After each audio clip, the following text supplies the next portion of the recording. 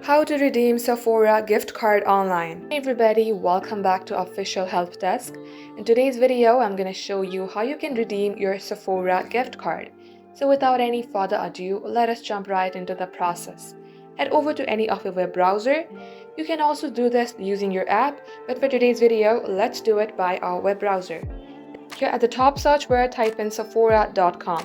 As you do so, you will land onto its official website. Make sure to get logged into your account.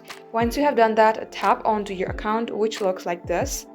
Now, to redeem your gift card, first of all, make sure you have some balance in your gift card. To do that, simply tap on Account Settings. Here, type in Payments and Credits. Here, type in your gift card number and your PIN.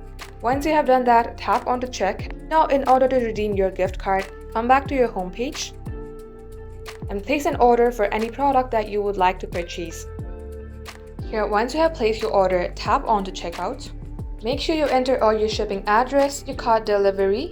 Scroll below and tap on Payment Method. Here you will see an edit icon. Tap onto it. Then you will see Add Gift Card. Expand this option.